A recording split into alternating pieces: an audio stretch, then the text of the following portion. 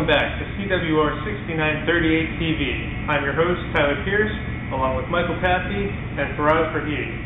Our topic for today is problems facing water resources and how to fix them. We all know the problems are very complex, but why is this so? Thank you.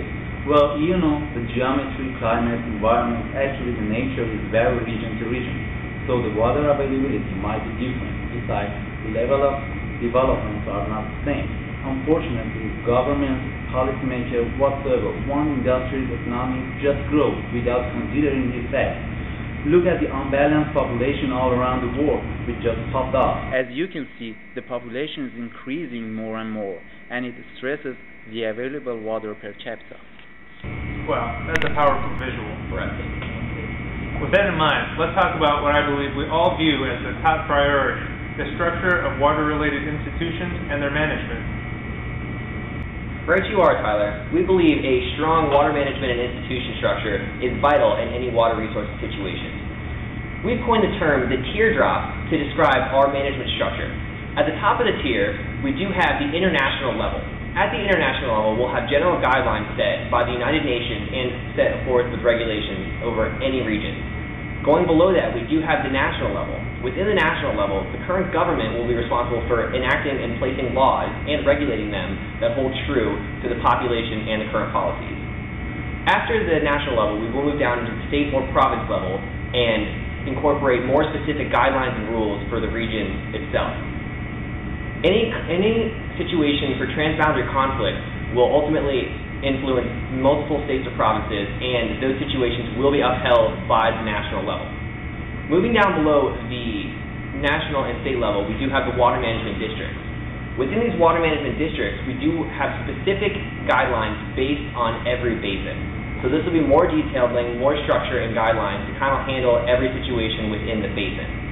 And ultimately, at the very bottom of our tier, we do have the local level, which will be the cities. Within these cities, we strongly urge and will have education of the public and influence with their opinions in water resources issues. Overall, we believe this system will have a combination of top-down, grassroots approach that will effectively manage any water resources situation. All right, next we're going out to Paul Ghosh, who's reporting from Bangladesh. Paul, tell us what's going on out there. Thank you, Taylor. Water scarcity is one of the biggest problems all over the world, and now we are in the site of Bangladesh. Now we are at the bank of the river of Bangladesh, and that is the biggest river of Bangladesh. It is Padma. Now see the width. The width is very narrow because there are a lot of construction. Population density is very high here. Even then, how people will get the water? How the farmer will take the water, because farmer depends on that water. There are a lot of problem of the water scarcity, especially transboundary river issue is biggest problem. Then high population is also the problem for the developing country. Then sometimes upstream structure, that is also the problem. Then climate change, then excessive groundwater pumping. That is the most problem for the water scarcity. Well, there are a lot of solutions, especially structural and non-structural solution. If we go for the structural solution, then overall we can say that the virtual water transfer is a good solution for the Middle East country. Then rainwater harvesting is a good solution for the Indian subcontinent, where there are a lot of water, there are a lot of rainfall. Then non-structural solution, actually proper management, then proper policy and regulation to educate the people, and sometimes there are a lot of policy, but they don't have any regulation, so they don't have any application. So proper application is also very important for resolving the water scarcity. Now we are going to back to Taylor. Thanks, Paul. All right, Faraz. Now we're going to the next problem. That's water quality. Okay.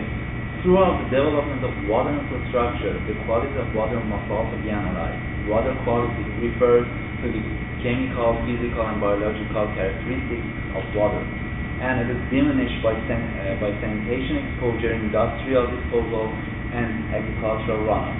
One would ask about water pollution through agricultural activities. One of the elements which fertilizer consists of is phosphate. Percentage of water used for irrigation which comes back to water cycle has reached phosphate. Increasing the amount of this element in surface water will change the ecological cycle by increasing algae and plant lines and so on. So by increasing the efficiency of irrigation, we could decrease this kind of damage. Industries polluted the full range of unwanted substances and losses generated by industrial activity.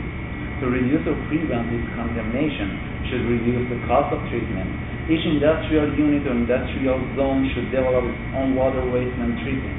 After initial treatment, wastewater may be deposited in landfills, released or applied to the land, treated, injected underground, controlled throughout storage, recycled or burned for energy recovery.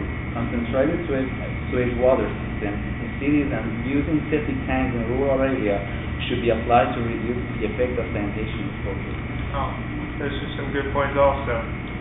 Finally, we're going to go out to Young Kim at the weather desk to tell us about natural disasters.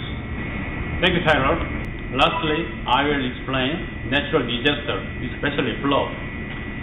Floods are the most dangerous natural disasters because it causes a lot of damage and also it happens without warning.